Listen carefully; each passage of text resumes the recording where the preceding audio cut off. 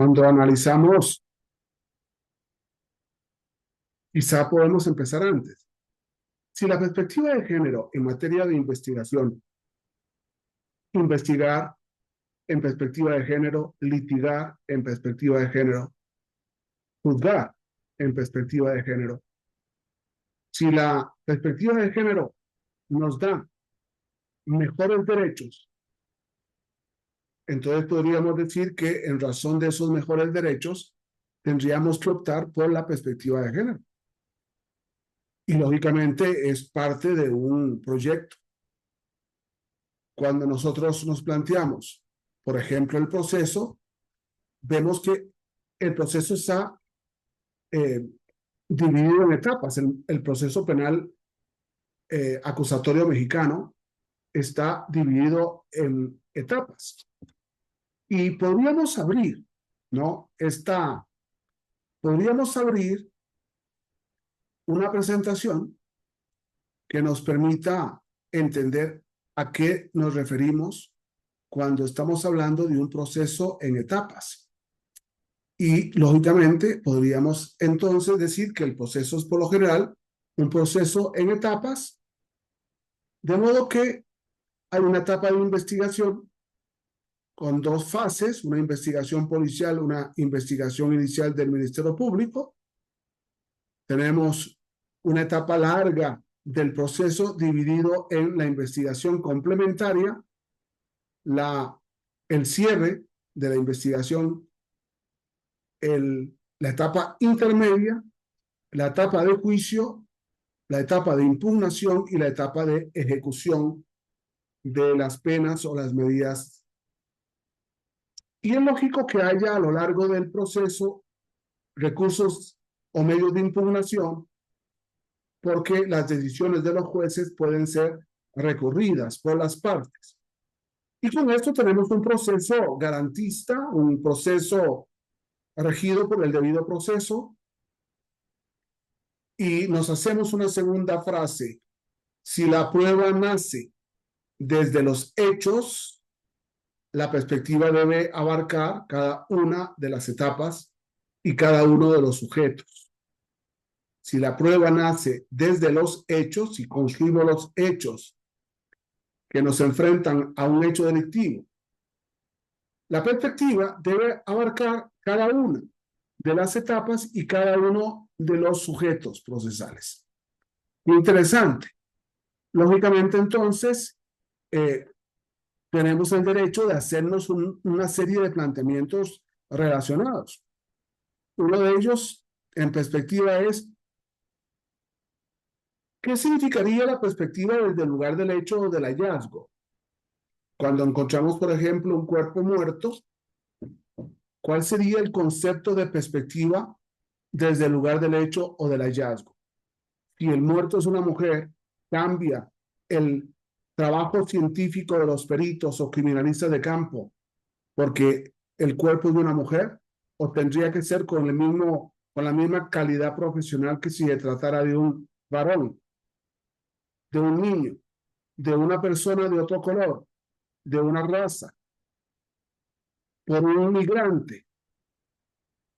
En segundo lugar, la perspectiva desde la detención e identificación del imputado. Si detenemos a una mujer, cómo se trata a esa mujer, y si detenemos a un hombre, si detenemos a un niño, si detenemos a un adolescente, ¿cuál sería? En perspectiva de género.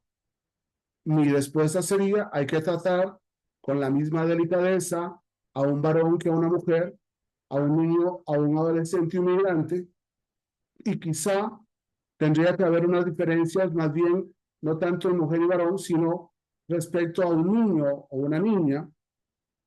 Y objetivamente tendríamos que pensar en que un hombre enojado y drogado puede ser más complicado, pero puede ser que sea más complicada una mujer que está armada con una AK-47 y que además está bajo los efectos de las drogas. La perspectiva desde la puesta a disposición de la policía al Ministerio Público. Aquí me parece que una vez detenida cualquier persona, según la edad, sin importar las categorías, las 14 categorías, tiene que ser puesta a disposición como lo manda la Constitución Política, que es sin demora. La perspectiva en y desde el Ministerio Público, porque lógicamente el Ministerio Público recibe a una persona y la recibe como un ser humano, a la cual tiene que respetar en sus derechos procesales y constitucionales, sin que haya una diferencia entre mujer y varón, entre niño y niña, entre adultos. Quizá la única diferencia que tendríamos en México, conforme al artículo 18 constitucional, es los grupos etarios en la edad de los menores de edad en la justicia para adolescentes. ¿Cuál sería la perspectiva en los laboratorios forenses? Es lógico que tenemos que tratar con cuidado a las personas. Y por tanto, si tuviéramos que hacer una inspección corporal en el cuerpo del imputado detenido, hay que tratar con la misma delicadeza a un varón o a una mujer. Y por lo general los códigos dicen que si se trata de una mujer, procedan mujeres. ¿Cuál sería la perspectiva en las audiencias ante los distintos jueces y magistrados?